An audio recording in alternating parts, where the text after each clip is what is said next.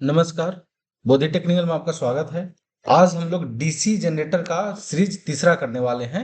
इस सीरीज में हम लोग देखेंगे working principle of DC generator. DC generator का कार्य सिद्धांत क्या है और ये जो Faraday law of electromagnetic induction पे ये कैसे काम करता है। बेसिकली इस सीरीज में हम लोग देखने वाले हैं कि जो प्राइम मूवर से जो मैकेनिकल एनर्जी दिया जाता है उसको हमारा जनरेटर जो है डीसी जनरेटर वो आउटपुट में इलेक्ट्रिकल कैसे कन्वर्ट करता है। बेसिकली इस पॉइंट पे हम लोग आज बात करने वाले हैं। तो चलिए शुरुआत करते हैं आज का सीरीज। आज का जो सीरीज हम लोग शुरुआत करेंगे वो है आज का प्रश्न से शुरुआत करेंगे।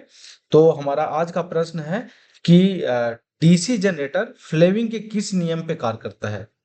ठीक है, बताना है आपको डीसी जनरेटर फ्लेमिंग के किस नियम पे कार्य करता है।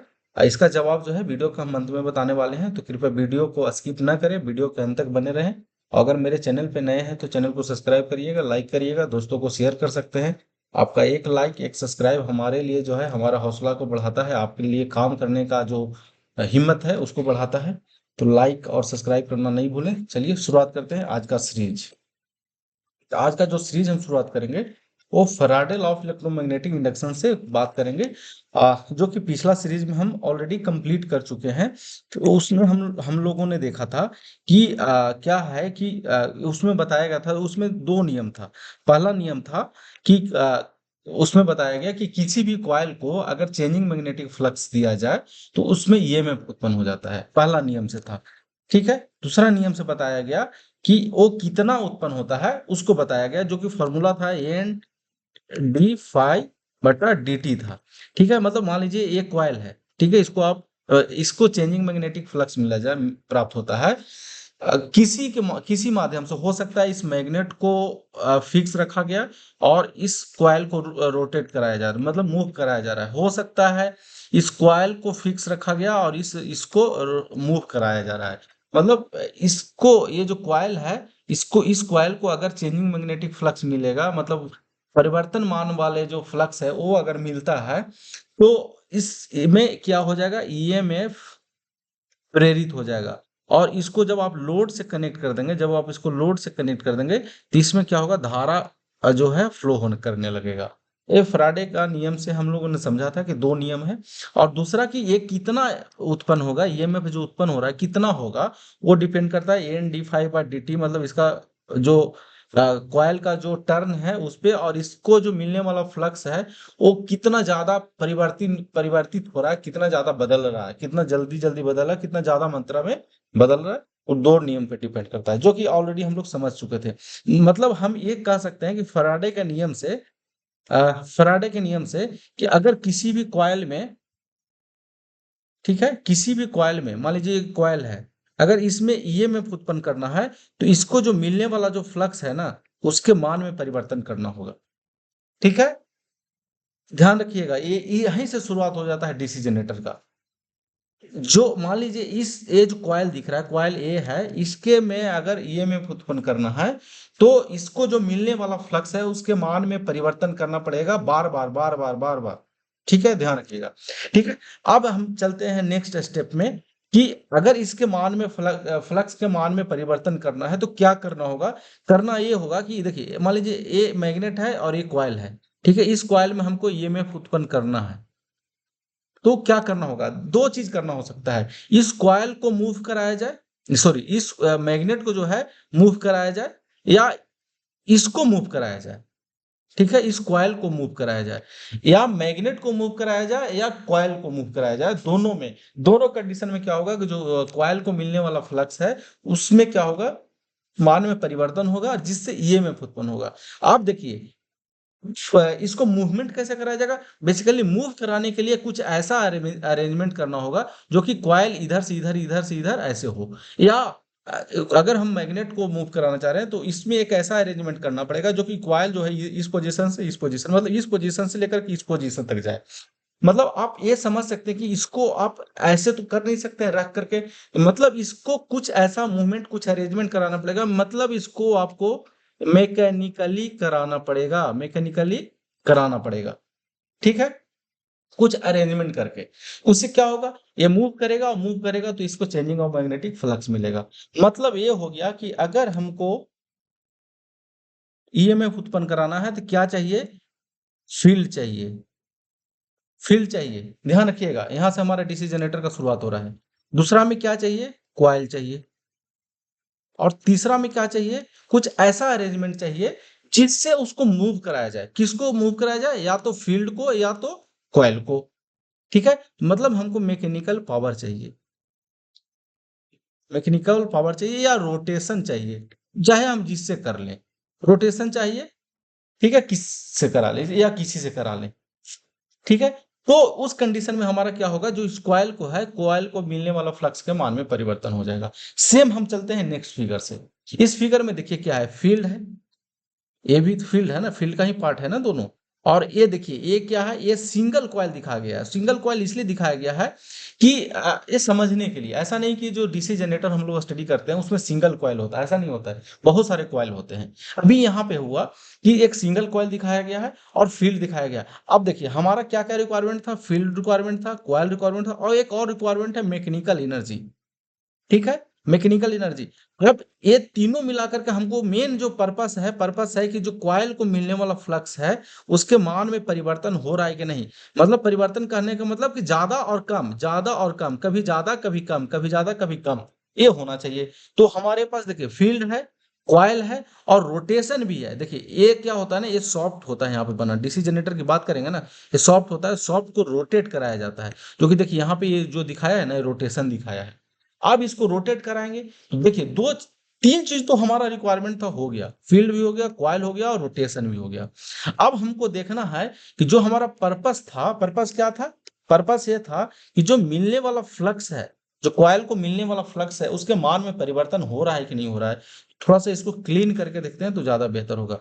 देखिए मान लीजिए फ्लक्स जो है इस पोजीशन, कॉइल जो है सबसे पहले इस पोजीशन पे है, फिर कौन सा पोजीशन पे जाएगा? इस पोजीशन पे जाएगा। यही होगा ना, ये जो कॉइल है ऐसी ही तो है, ध्यान रखिएगा। ये कॉइल ऐसे ही तो है, इसका तो चार पोजीशन होगा ना, जो कि इसमें हम 2D जो फोटो है, फोटो में नहीं दिखा सकते हैं। चार पोजीशन होगा, एक पोजीशन ऐसे पोजीशन होगा, दूसरा पोजीशन ऐसे होगा। तो ऐसे देखिए ये जो चालक है और ये जो मैग्नेटिक फील्ड है, जब इस पोजीशन में रहेगा तो देखिए दूरी इसका कम रहेगा।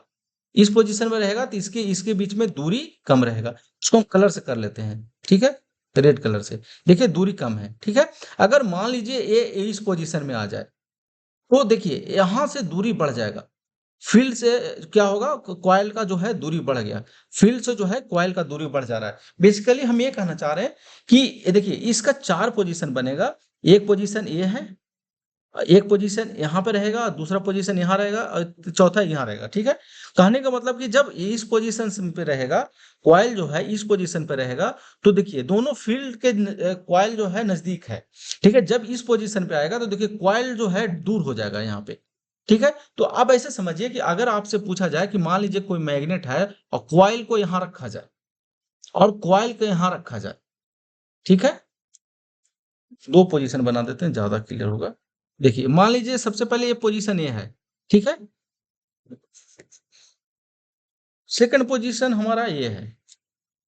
ठीक है, तो देखिए कॉइल को जब इस पोजीशन में रखा जा रहा था, देखिए फील्ड फ्लक्स क्या मिलेगा? ज्यादा मिलेगा, फ्लक्स ज्यादा मिलेगा। और जब इस पोजीशन पर रखा जाएगा, देखिए दूरी ज्यादा हो गया तो फ्लक्स कम मिलेगा। कहने का मतलब ये हो गया कि देखिए जब इसको आप रोटेट करा रहे हैं, किसको? कॉइल को जब रोटेट करा रहे हैं तो देखिए एक बार जो फ्लक्स है ना वो ज्यादा मिल रहा है, और जब उसी रोड के दूसरे पोजीशन में चला जा रहा है तो यहाँ पे कम मिल रहा है। तो देखिए हमारा जो उद्देश्य था, उद्देश्य ये था कि जब हम फील्ड और कॉइल को जब रोटेट कराएं किसी मैग्नेटिक फील्ड से, तो हमारा जो मिलने वाला फ्लक्स है ना उसके मान में परिवर्तन होना चाहिए। तो देखिए मान में तो परिवर्तन हो रहा है ना, एक बार ज्यादा मिल रहा है, कम मिल रहा है, ज्यादा मिल रहा है, कम मिल रहा है। अब इसको जितना ज्यादा रोटेट कराएंगे तो ये जो घटना है, ये जो मतलब जो अब इसको कह सकते हैं कि जो ये घटना है इसके कॉइल में जो हो रहा है वो ज्यादा होगा, ये इंसिडेंस ज्यादा होगा। जितने ज्यादा स्पीड आप करेंगे, तो जितने ज्यादा स्पीड करेंगे इसमें जो ईएमएफ उत्पन्न होगा, इस कॉइल में जो कॉइल है इसमें ईएमएफ उत्पन्न होगा वो ज्यादा होगा। ठीक है, तो हमारा जो प्रिंसिपल जो हम समझना चाह रहे थे, ये जो ये वर्किंग प्रिंसिपल है वो कैसे कार्य करता है। अब देखिए इसमें हमारा जो देखिए फिर से थोड़ा सा चलते हैं, क्योंकि यहाँ पे अगर समझ जाएगा ना तो डीसी जनरेटर जो समझना बहुत आसान हो जाएगा।